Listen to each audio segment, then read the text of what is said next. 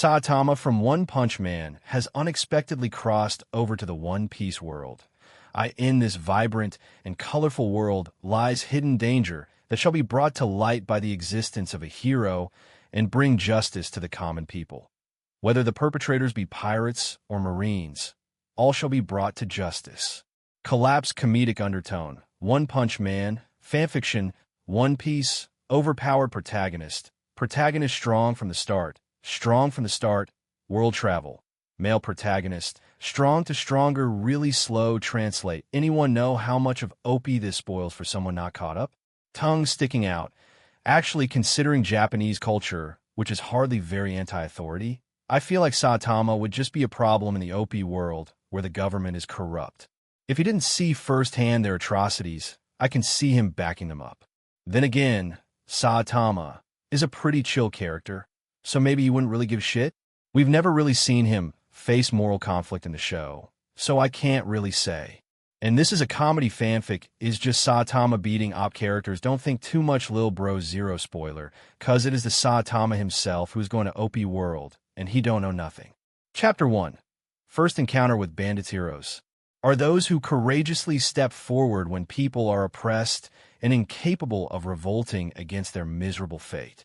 Suddenly, the door of a certain tavern creaked open as a bald-headed man wearing peculiar yellow clothes and red rubber gloves entered. "Excuse me, could you please tell me something?" he asked. As the bald-headed man entered the tavern, he couldn't help but take notice of the unusual decor. He approached the young proprietress, who was standing behind the wooden counter, and spoke in a monotone voice. "Excuse me, could you tell me something? Genos and I were separated at sea. Do you happen to know how to get to Z City?" Makino, the proprietress, was taken aback by the strange appearance and demeanor of the man. She paused for a moment to process his request, then replied while wiping a cup. "Z City? Is it the correct location?" She observed the man, who appeared to have an ordinary appearance, but with a curious gaze since she had never seen him before. His eyes lacked any spirit, and his attire was strange, but he didn't seem to pose any danger to either humans or animals. After considering for a moment, Makino responded, "I'm sorry, but I've never heard of that place." "Are you lost?" "It seems so," replied the bald man with disappointment. "This is quite perplexing. I've asked several people before coming here, but they all gave me the same response. If I can't find my way back soon, I might miss out on tomorrow's special sale discounts." As soon as he finished speaking, a low growl emanated from the bald man's stomach. He looked down, realizing, "I must have overslept today and forgotten to eat breakfast." Makino smiled softly at the bald man and felt a sudden affection for him. She took a piece of bread from the counter and offered it to him politely. "Here you go," she said. "I think you might be from a town in the kingdom. This area is by the sea, and you don't seem to be from around here, Dodo. I see," the man said, gratefully accepting the bread. The bald man walked over to the bar, took a bite of the bread, and spoke while still chewing. "You've been very helpful. Although I don't think the town you mentioned is the same as the one I'm from, you'll still go and check it out." "Thank you very much." Makino smiled, squinting her eyes. "It wasn't much, but I've never seen anyone dressed like you before. By the way, what's your name?" "My name is Saitama," the man replied. Saitama wiped his mouth and smiled, pointing at himself with his thumb. "Just a guy who's a hero for fun." At that moment, Saitama's previously unremarkable face seemed to glow with an unexpected charm. Before Makino could express her surprise, the tavern's wooden door was kicked open with a loud bang. A group of scruffy, disheveled men barged in. "Excuse me," the leader of the group said insincerely as he walked up to the bar and plopped down on a stool. He kicked his feet up onto the table with a loud thud and spoke in a rude tone. "Hey there, Mississippi, we're mountain bandits, but don't worry, we're not here to rob you. I just need to buy 10 barrels of liquor with this berry." He let out a loud, boisterous laugh. Hearing this, the other bandits in the group began making a ruckus, and the tavern descended into chaos. Makino's expression darkened. A single berry wouldn't even buy a button, and now they were demanding 10 barrels of liquor. But she had no choice. If she didn't comply, both she and the innocent bystander named Saitama would suffer. Makino nodded, forcing a smile. "Okay, just give me a moment, and he'll bring out the beer right away." But before she could finish, Saitama, who had been silently observing the situation, spoke up.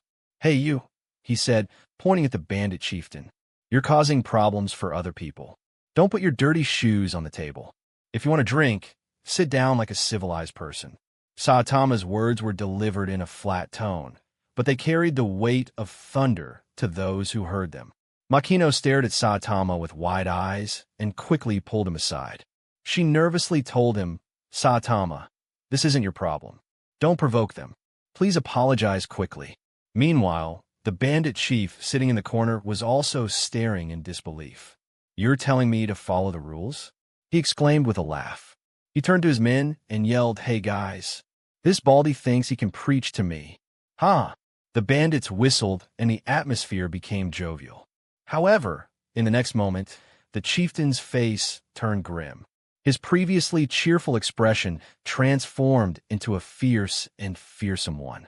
"You made a big mistake, Brad," he said, pulling out a wanted poster and grabbing Saitama's clothes. "Take a good look. In the Great Higuma, a mountain bandit with a bounty of 8 million berries, and one of the most wanted men in this country. I've killed about 56 self-righteous idiots like you." Saitama responded with dead, fish-like eyes. Okay. No one knew why, but the atmosphere of the tavern suddenly became tense. After what seemed like an eternity, despicable, Higuma suddenly became breathless and drew his sword, pointing it towards Saitama's neck. He shouted angrily, "You baldy, do you even understand how dangerous I can be when I'm angry? If you dare provoke me, they'll kill you." Before he could even finish his sentence, Saitama delivered a powerful punch that sent Higuma flying into the sky. It took around 10 seconds for Higuma's bruised and battered body to plummet back down to the floor of the tavern. Suddenly, there was complete silence, and even the sound of a pin dropping could be heard. The bandits who witnessed this were completely stunned, unable to believe that their powerful leader would meet his end with a single, direct, and brutal punch. The bloody scene before them frightened the mountain bandits, who were outwardly fierce but inwardly timid, and they let out pitiful cries before fleeing from the tavern. Once again, the small tavern returned to its peaceful tranquility. "I'm sorry," Saitama said in a slightly apologetic tone as he retracted his fist. Makino, who was already confused, heard him say, "I broke the roof and floor of your tavern. They'll work to make up for the damages, though. That's not the point." Makino finally recovered from her shock and said to Saitama in a somewhat incoherent manner, He was a mountain bandit with an 8 million bounty, and yet you defeated him with a single punch." "Oh, was he strong?" Saitama froze for a moment, then scratched his head. "I couldn't really tell. As usual, I just used a single punch to defeat him," he continued. "You said he had a bounty of 8 million. Can I use that to compensate for your losses?" "That's more than enough," Makino replied. Makino carefully sized up Saitama, but his unremarkable and sloppy appearance made it impossible for her to connect him with the strong guy who defeated the chieftain with a single punch. "Saitama." Makino's facial expression was somewhat complex. "Who are you, a marine? Or a pirate hunter?" Waving his hand, Saitama walked outside the tavern. "Neither of those. I am a hero," he replied. Saitama's face broke out into a smile once again as he faced the afternoon sun outside the tavern. "Just someone who's a hero for fun. Formidable and unshakable. Hey, everyone. I hope you all had a great time reading this chapter. I'm really excited to hear your thoughts and get your feedback. Don't forget to drop a comment and let me know what you think. Looking forward to catching you in the next chapter. Thanks for your support. I hope you all had a great time reading this chapter. I'm really excited to hear your thoughts and get your feedback. Don't forget to drop a comment and let me know what you think. Looking forward to catching you in the next chapter. Thanks for your support." Chapter 3. Staying here for now. Ace and Sabo had planned to escape while Saitama was conversing with the hotel owner, but they ended up getting interested in their discussion. Ace whispered to Sabo, "Did you hear that? The weird baldy said a lot of strange things. Do you think he really came from the New World?" Sabo, being relatively clever, quickly picked up clues from Saitama's words and replied with a shocked tone. "What he's saying is that he is a traveler from another world, and in that world, Things like heroes and monsters exist. Ace was stunned and exclaimed, how could that be true? Sabo then deduced, while eavesdropping, if he really is from another world, he should be planning to leave the town soon to look for a way to return to his world. Ace responded in a low voice, we can't allow that to happen. True pirates must have their revenge. We can't let him get away. Sabo sat down and pondered, that doesn't matter. He doesn't seem to be able to cross between worlds at will, and he doesn't have a place to stay for now either. Ace was excited and replied, that's right. There's a way. Sabo then suggested, we can take him to our secret base in the Garbage Mountain. That way, we would know about his whereabouts and could take our time while preparing for revenge. Ace was pleased and said, good plan. Sabo, you are so smart. After coming to a decision, the two young individuals with dark circles under their eyes approached Saitama. Excuse us, sir. One of them addressed him. We have a place where you can reside, and you are welcome to forage for food and water in the nearby forest. However, it is important to note that the forest is inhabited by dangerous predators, such as crocodiles and bears who may pose a threat to your safety. Are you still willing to accompany us? Why are you two suddenly so eager to help me? Saitama asked, surprised by the children's offer. You are just young kids who may not even be able to cook rice. Are you sure you have a place for me to stay? Absolutely. Sabo replied with pride. We have a secret base located in the Garbage Mountain. I don't think he'll go. Saitama replied, squinting his eyes and waving his hand dismissively at the mountain. It's too smelly there. With that, he turned to leave. Ace grew anxious at the thought of Saitama leaving. If he leaves now, we won't be able to exact our revenge, he thought to himself. Suddenly, an idea popped into his head. Wait, he called out, reaching his hand out to stop Saitama. I have another place you can stay. It's a real house with a shower and a kitchen. How about you come with us there? Saitama turned back with a pleasant surprise. Really? Are you serious? He asked. Ace held his head high and replied arrogantly, of course it's true. An hour later, Dayton, the mountain bandit, saw the rowdy kid she had been wary of during the day returning with a bald man. Sorry to intrude. Thanks for letting me stay here, he said with a smile, scratching his head. If you need any help, just let me know. Dayton was confused and asked, who are you? While picking her nose. Before Saitama could answer, Ace interrupted, let him stay in my room. Ace negotiated like an adult and managed the food. The others can mind their own business. Do whatever you want. Dayton reluctantly agreed after taking a closer look at Saitama, who seemed harmless. It's not impossible to let him stay here, but everyone here is a vicious bandit. If he offends us, we won't give you any face, Ace. Saitama ended up living with the mountain bandits on Mt. Kalubo. Despite their name, they never came down from the mountain to rob people. Ace would bring them food every day, and whenever the other bandits planned on leaving, Dayton would mention a name, and they would become obedient in an instant. Garp. One day, during dinner, Saitama asked curiously, who is Garp? Upon hearing the name mentioned by Dayton, Dodon's hand paused for a moment as she responded, that's really weird. Dayton looked at Saitama with a dry expression. It's hard to believe that there are still people in this country who haven't heard of the famous marine hero. Saitama was surprised and grinned. Oh, so he's a hero?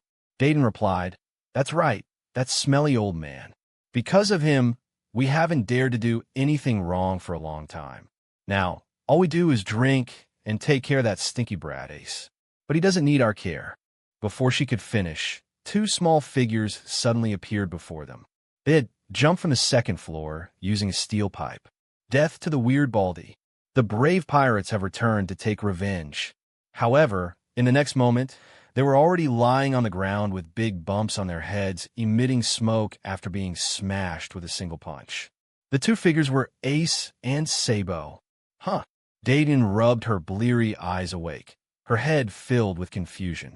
This is really strange. Why did that stinky little brat suddenly split into two? Did I get so drunk from just one glass of liquor? A bandit standing next to Dayton answered, Boss, you didn't see it wrong. There are actually two kids, another one besides Ace. I'm not a brat. My name is Sabo. I'm a brave pirate who will one day conquer the seas and become the pirate king, he declared. This is my first time meeting you. Please take care of me, Sabo added. Damn it, I'm going to be the Pirate King, Ace declared as he got up from the ground, covering his head.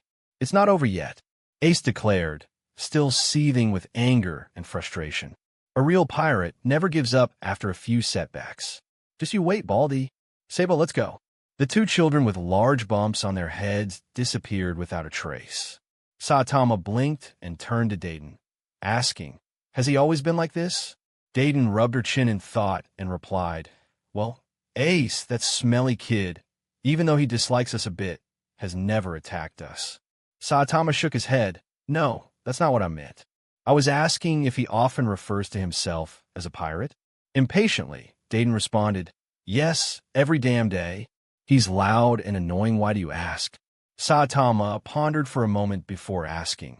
His grandfather is a renowned marine hero. So, why does he aspire to become a pirate? Dayton opened another bottle of wine and said cryptically, who knows? Hey, everyone. I hope you all had a great time reading this chapter. I'm really excited to hear your thoughts and get your feedback. Don't forget to drop a comment and let me know what you think. Looking forward to catching you in the next chapter. Thanks for your support. I hope you all had a great time reading this chapter. I'm really excited to hear your thoughts and get your feedback. Don't forget to drop a comment and let me know what you think. Looking forward to catching you in the next chapter. Thanks for your support. Chapter 5. Being a Marine, of course. Ace snorted without turning his head. Maybe he's 100 times more powerful than you, stinky old man.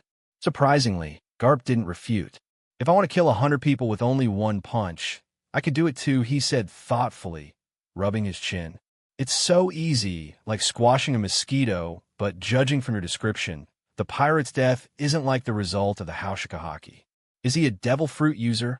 Or whatever he is. After finishing the last piece of senbei, Garp suddenly stood up and looked towards the bandit's house.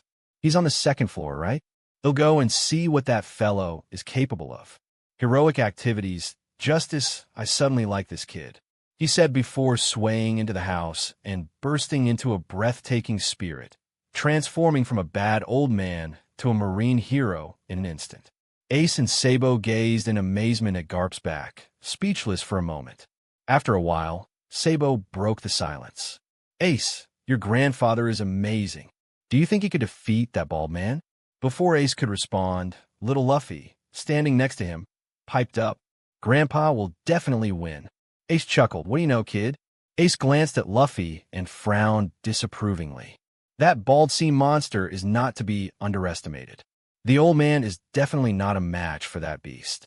Before he could finish his sentence, a deafening roar erupted from the house as Garp bellowed, the bald boy inside. Come out to the old man. The ground shook violently, causing the three kids to struggle to keep their balance. The roar echoed through the air, causing the forest to erupt in chaos as countless beasts and venomous snakes scattered in fear. Meanwhile, Saitama, who was reading a newspaper in his room, heard the commotion and winced at the harsh sound. He held his ears and opened the door to find an old man brimming with energy and courage. The two men locked eyes for a few seconds before Saitama greeted Garp warmly. Hey there, sir. You seem full of spirit, Saitama remarked, hesitatingly. But I'm afraid I'm already subscribed to a newspaper. Garp was taken aback and quickly responded, waving his hand. Oh no, I'm not selling newspapers. Saitama pondered for a moment and then spoke again. I'm not interested in insurance either. I'm not trying to sell you anything. Garp exclaimed, waving his hand in frustration. But it's been said that my grandson has been taken care of by you, stinky boy. I've come here to fight for him.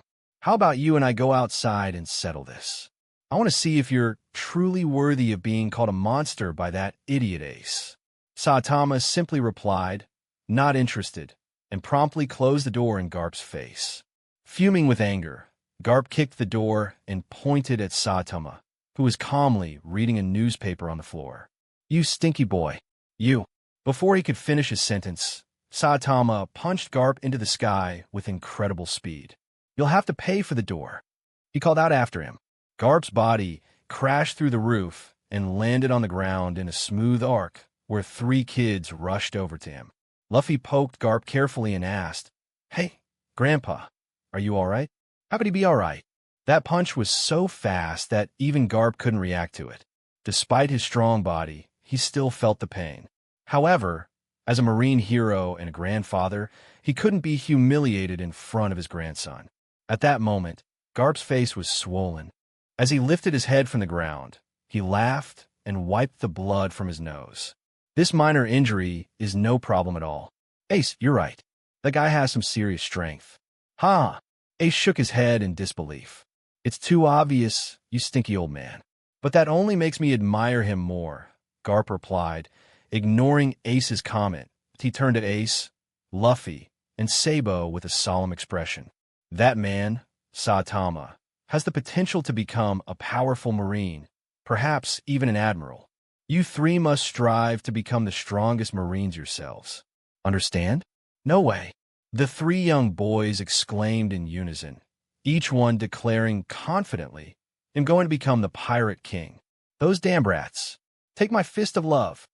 Garp roared in anger as he struck each child in turn. After hitting the children, Garp rubbed his aching chin and stormed into the house. Garp spotted Saitama on the second floor, holding a hammer and nail, attempting to fix the damaged door. Upon noticing Garp's arrival, Saitama looked wary and quickly locked the door, asking, What brings you here again? I didn't come here to fight you this time, Garp replied as he sat down in the hallway. He faced Saitama and said, I want to talk to you about something important, Saitama. Ace told me that you're not from this world, and that you possess not only immense power but also a strong sense of justice. I've also heard that you've cleaned up the pirates on Garbage Hill. Is that true? So, Saitama said nonchalantly as he cleaned his nose with one finger. Garp tried to maintain his composure and focused on talking to Saitama, despite his irresponsible behavior of staring at his own mucus. I want to discuss the possibility of you joining the Marines, Garp said firmly. Marines? Saitama was surprised and turned his head to the side. He pondered for a moment and then said, I have considered it before, but being a Marine means obeying the orders of your superiors. As a hero, I'm driven by my own interests, and I can't accept being subordinate to anyone. That's not a problem. Garp placed his hands on his chest and spoke earnestly. You can stay with me without worrying about orders or hierarchies. You'll have the freedom to make your own decisions and act according to your own judgment. Moreover, they'll provide you with a generous salary and bonuses every month. Saitama's attention had been drifting, but when he heard about the salary and bonuses, his eyes sparked with excitement. That's awesome, he exclaimed, and the deal was sealed. Without hesitation, Saitama strode forward and sat down opposite Garp. He gripped Garp's hand firmly and said, I'm thrilled to join the Marines. Please guide me in the future, old sensei. Garp was taken aback by Saitama's response. He had expected it to be a difficult task to persuade someone with such immense power. In this era, numerous powerful individuals acted recklessly, causing chaos and exploiting the vulnerable. Only a select few heroes fought in the shadows to protect civilians. To his surprise, Saitama readily agreed to join the Marines, much to Garp's amusement. Hey old sensei, old sensei, it's not polite to shout, Saitama protested. Garp chuckled and looked at Saitama's bald head. Just call me Garp, he said. In 3 days, a warship will arrive at Fusha village to pick me up. You will come with me, and we will use our sense of justice to strike fear into the hearts of the world's villains. Ha ha ha ha. Hey everyone, I hope you all had a great time reading this chapter. I'm really excited to hear your thoughts and get your feedback. Don't forget to drop a comment and let me know what you think. Looking forward to catching you in the next chapter. Thanks for your support. Chapter 6, Freedom. The news that Saitama would soon become a Marine quickly spread throughout the small thief's den, eliciting varied reactions from everyone.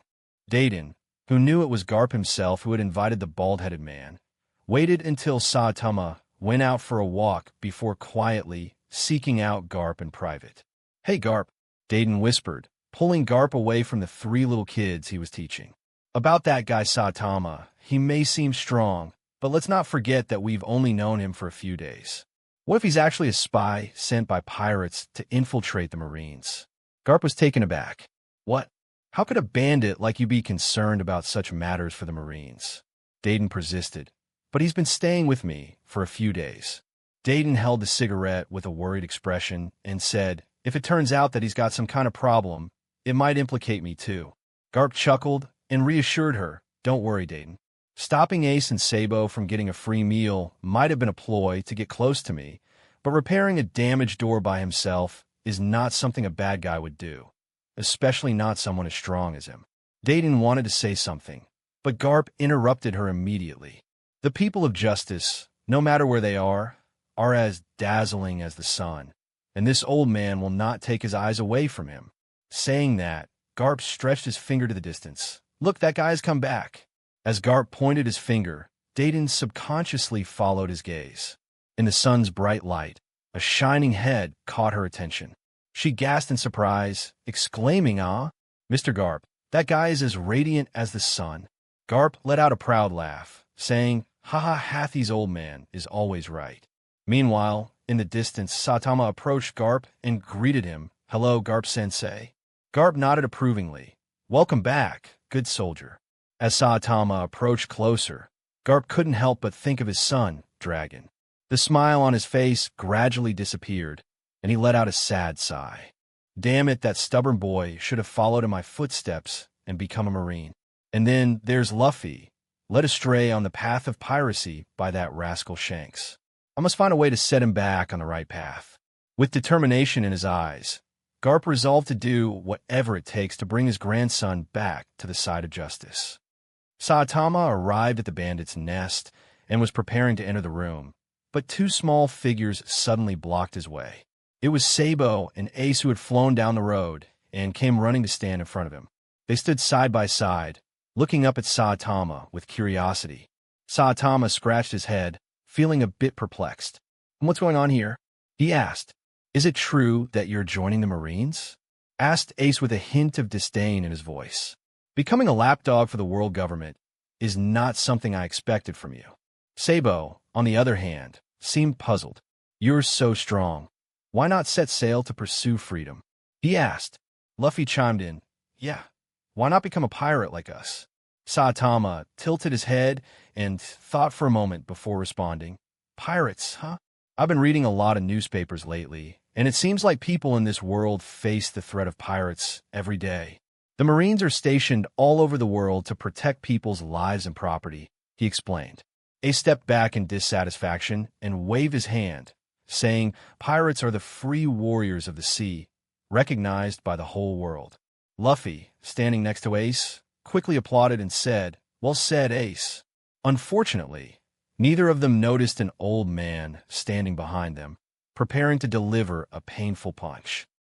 Saitama's curiosity piqued. "But why did you choose to become pirates?" he asked. "What?" Ace responded, sounding confused. Saitama continued, still puzzled. "I mean, why do you have to be a pirate to be a free man? Can you explain it to me?" Ace let out a sigh before responding, "Of course. The sea is a man's love, and pirates are the freest and most unrestrained warriors." "I see," Saitama nodded.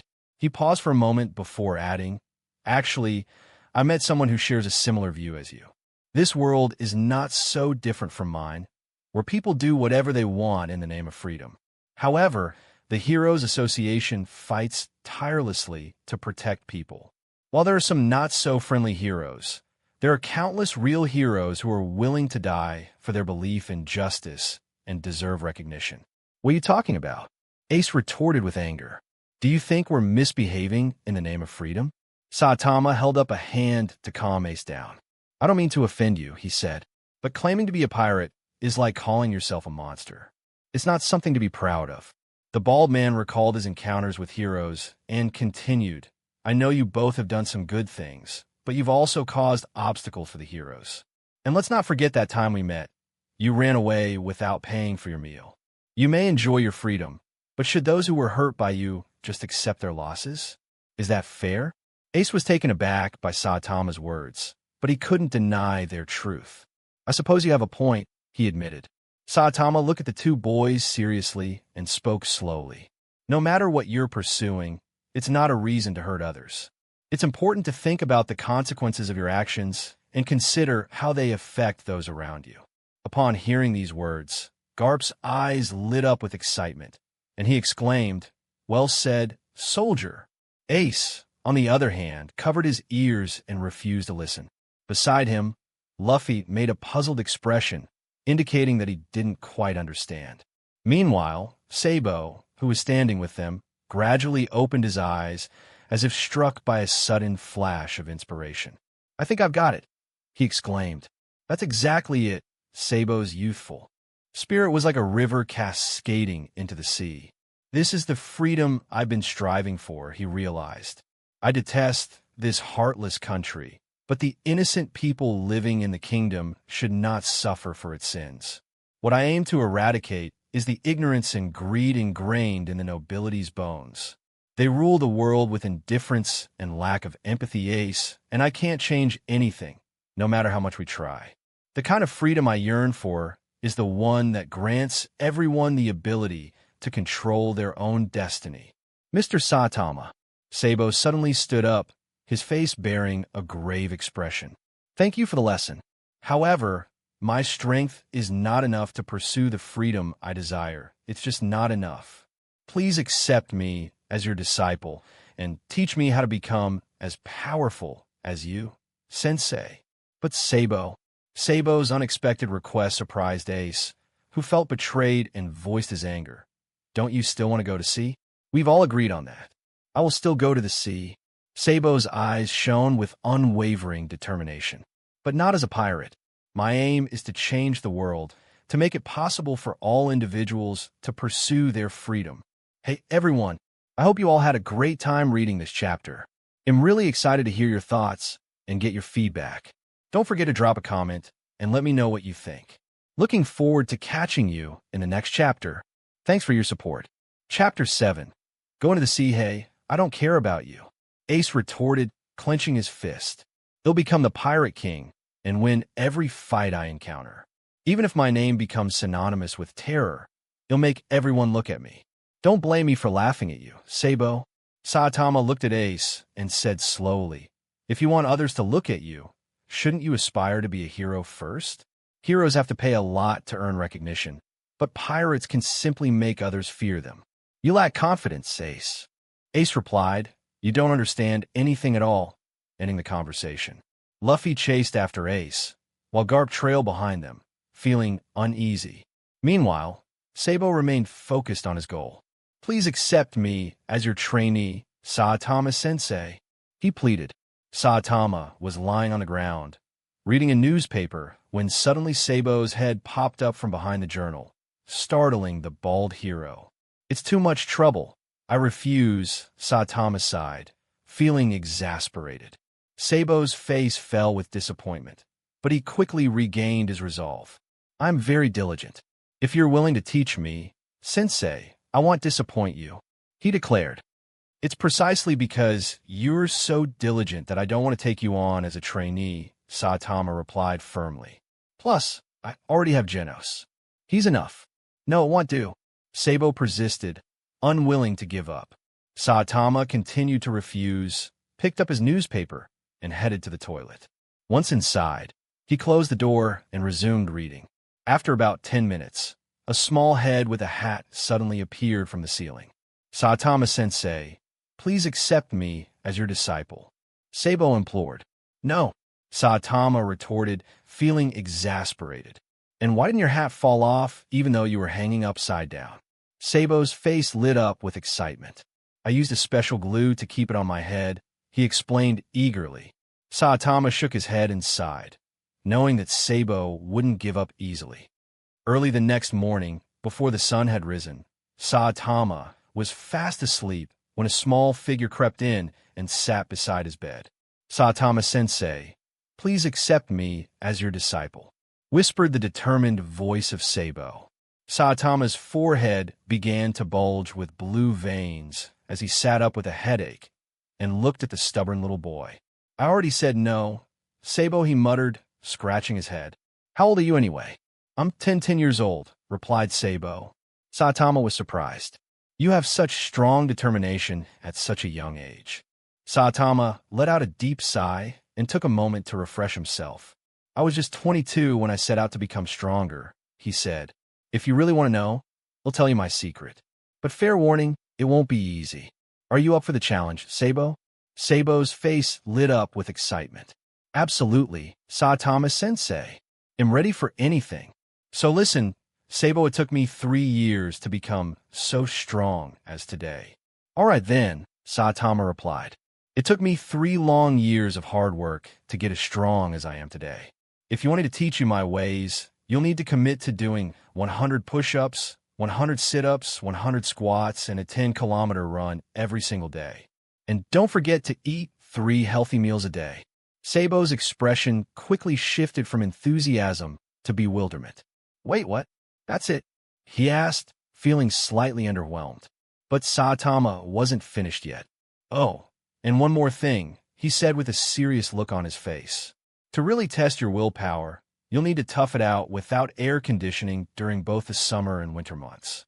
Sabo's jaw dropped in shock, realizing that he had underestimated the true difficulty of Saitama's training regimen. Saitama continued to speak without noticing Sabo's eagerness to interject. In the beginning, it was torture, he said. Every day felt like hell, and I wanted nothing more than to take a break. But I knew that if I wanted to become a powerful hero, I had to push through the pain. Even when I was vomiting blood and could barely move my limbs, I kept going. And after 1.5 years of this grueling training regimen, I was bald and strong, Saitama finished. Sabo looked at him skeptically, rubbing his chin in thought. If it was just the intensity of the exercises, then Ace and I should be just as strong as you, he said. We've had plenty of battles and activities together that were just as challenging. Is it because we don't have bald heads? Or maybe it's because of a devil fruit that gave you your strength and baldness. Saitama had been reading the newspapers lately and was familiar with the concept of devil fruits. Don't be ridiculous, he said firmly. Whether it's human transformation or a devil fruit, it's impossible to reach the level of strength that I have through those means alone. True strength comes from within, and it's up to each individual to change themselves through their own efforts. Do you understand, Sabo? Sabo stood up straight from the floor, his eyes shining with determination. Yes, sensei. I will use your method to become as strong as you, baldness and all. Without another word, Sabo opened the window and leapt out, counting aloud as he descended the building. As he listened to Sabo's counting fade into the distance, Saitama let out a deep breath and relaxed onto his bed. Finally, I've dealt with him, he thought to himself. He reflected on how Genos was a robot and couldn't improve through traditional physical training, but Sabo was a different story. I hope my method will work for him, Saitama mused. Only time will tell. With that, he closed his eyes and drifted off to sleep, ready for another day of training and heroics. The next 3 days passed quickly as Saitama prepared to depart on Garp's warship. On the day of his leaving, Sabo stood by the dock and waved goodbye, while Makino had prepared a lot of luggage and food for his journey. Meanwhile, Ace sat on the roof of the bandit's nest, gazing out to sea and contemplating his next move. Downstairs, Luffy continued to shout up to him, "Ace, let's be friends." As Saitama boarded the ship and set out for the Grand Line, no one knew what the future held. But for now, the strong, bald-headed hero was ready to face whatever challenges lay ahead. As the warships rode the wind and broke through the waves, Saitama felt the excitement of the sea as they continued on towards their destination. Marineford, the Marine headquarters. Thanks to Garp's introductions and many books on the Marines, Saitama was able to refresh his understanding of the world and prepare himself for the challenges ahead. The Red Line splits the world into 2 distinct halves. The first half is ruled by the world government, which captures and judges pirates who dare to venture into their territory. The other half of the world belongs to the pirates, with 4 powerful pirate groups known as the Yonko dominating and controlling vast territories. Any pirate crew that crosses paths with them has only 2 choices: to either join forces with them or face utter destruction. The Marines and the world government have lost their purity, Garp remarked to Saitama as they leaned on the deck's railings. After Roger's death, Countless pirates took to the sea, spreading chaos and panic. To cope with the pressure, the Marines compromised their principles and created a corrupt group known as the Shichibukai, or the Seven Warlords of the Sea. Saitama gazed at the sky, his eyes wide open. The Heroes Association once considered recruiting wanted criminals to fight monsters, he said. However, if a Shichibukai commits a crime deemed too severe by the world government, they will be stripped of their title. Justice has been tarnished, Garp added. Garp then looked directly at Saitama, as if peering into his soul. I don't know why, but when I first saw you, I sensed that you could change all of this. Your sense of justice and strength are the most valuable treasures in this era of evil. Hey, everyone, I hope you all had a great time reading this chapter. I'm really excited to hear your thoughts and get your feedback. Don't forget to drop a comment and let me know what you think. Looking forward to catching you in the next chapter. Thanks for your support. Chapter 8. I'm not a treasure, just a hero pursuing my interests and doing what I can, Saitama replied, waving his hand with vacant eyes. Garp's laughter echoed fiercely. Young people like you, with ideas such as yours, are becoming increasingly rare, he said. With your strength, doing what you can is the greatest contribution to justice. Saitama scratched his head. I'm not sure if I'm doing anything special, he said, shrugging. But I guess if I can help, then I'll do it. After the noise had subsided, Saitama cupped his ear and asked, so where are we headed? To the Marine headquarters, Garp replied, patting Saitama on the shoulder.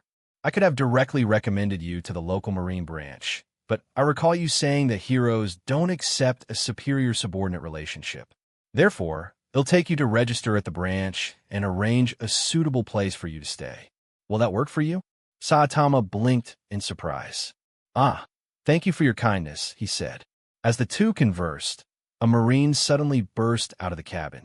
Vice Admiral Garp. The soldier saluted in a crisp, standard manner. We've just received a distress signal from the nearby Marine branch. Please give orders on how to proceed. A distress signal?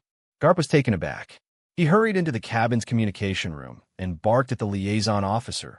What's going on? Lowtown is nearby. Why hasn't Smoker gone to help? The liaison officer was on the line with the Den Mushi. He jumped to his feet when he saw Garp enter and reported, Vice Admiral Garp, it's Commander Smoker who sent the distress signal. What? Garp was shocked. Smoker was the former General Black Arm Zephyrs, apprentice and a Logia-type devil fruit user. He should have been almost invincible in the first half of the Grand Line. The Marine headquarters had stationed him in Lowtown for a reason. And now, that stubborn, brave boy had issued a distress signal. Something significant must have happened. Garp quickly reached for the Den Mushi and shouted, What's going on, Smoker? Who? Attacked you? Are you okay? Cough. There was a weak cough from the other end of the Den Mushi, only worsening Garp's premonition of the situation. I was attacked by AO Admiral Akiji, Smoker managed to say before the voice on the other end cut off abruptly. Garp couldn't believe what he was hearing. Kazan had attacked Smoker? How was that possible? Numerous questions ran through his mind, but he didn't hesitate to act. Marines, find the origin of the Den Mushi signal immediately. Garp ordered without delay. Then turn the ship around and sail as fast as possible. We need to hurry. The Marines sprang into action. Garp's ship was well equipped for the task at hand. Thanks to his position, and the officer in charge of espionage quickly traced the signal's origin using a spy Den Mushi. They adjusted their course and set sail again. With things under control, Saitama finally had the chance to ask, Excuse me, can you tell me what exactly happened? Garp paced back and forth in his cabin, his face serious. I have a bad feeling about this, he said. It's fortunate that we brought you along, Saitama. Everything is turning out to be strange. The commander was attacked, and the attacker was identified as an admiral from the Marine headquarters. It's unbelievable that something like this could happen. Saitama thought for a moment before speaking up. An admiral? Garp-san, why don't you call the branch and ask for more information? This old man has already contacted them, Garp replied. They said that Kazan is still in the Marine headquarters and hasn't left recently. It seems that we won't have any answers until we arrive at the scene ourselves. Logtown, the town of beginnings and endings, lay near the Grand Line. Pirates often stopped here to stock up on supplies or pay their respects to the former pirate king, Joel D. Roger. The execution platform where Roger met his demise had become a holy site for pirates. Visiting it had become a ritual before setting off on a journey to the Grand Line.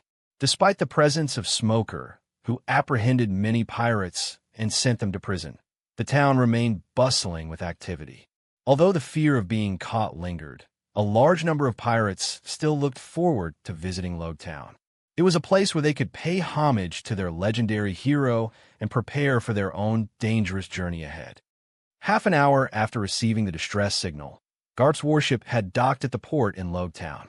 But the once bustling quay was now deserted, like a ghost town. What happened here? Garp frowned as he leaped from the ship and scanned the empty dock. Why isn't anyone here? Suddenly, a window in an adjoining room opened silently, and a pair of furtive eyes peered at Garp. But as soon as the person saw the ship at the wharf and Garp's cloak of justice, which only a captain or higher-rank marine could wear, they quickly closed the window, trying to avoid being detected. With a sudden burst of speed, Garp lunged toward the window, shattering it into countless shards before grabbing the man by his lapel. "Hey, let go of me!" The man squirmed, but Garp's grip was unyielding. "I'm just an ordinary merchant. A marine can't do this to me without a proper reason." "Reason?" Garp locked eyes with the man and sneered. "I remember you. You have quite the reputation in the East Blue, Rockstar." "Damn, you recognize me?" Rockstar spat with disdain and drew his talon gloves, quickly striking Garp in the stomach with a backhand. "I'm the kind of person an old man with a foot in the coffin can handle." Poof! But before he could say more, Garp's punch landed squarely on his jaw, shattering his bones. Fear overwhelmed the pirate as he looked at the unassuming old man before him, wondering who he could possibly be. The Corsair was shocked and wondered who this old man could be. What the heck? Who on earth is he? Garp stood on Rockstar's chest and demanded, "Tell me quickly what's going on here. Why is nobody at the wharf? And why are you, a foul pirate, hiding here?" Trembling with fear, the pirate was unable to answer when suddenly the ground froze. From the corner appeared a middle-aged man wearing round sunglasses. "Garp-san." As Akiji appeared, he greeted Garp with a cold gaze behind his sunglasses, his hands nonchalantly in his pockets. "Welcome to Logtown," he said. "Hey everyone, I hope you all had a great time reading this chapter. I'm really excited to hear your thoughts and get your feedback. Don't forget to drop a comment and let me know what you think. Looking forward to catching you in the next chapter. Thanks for your support."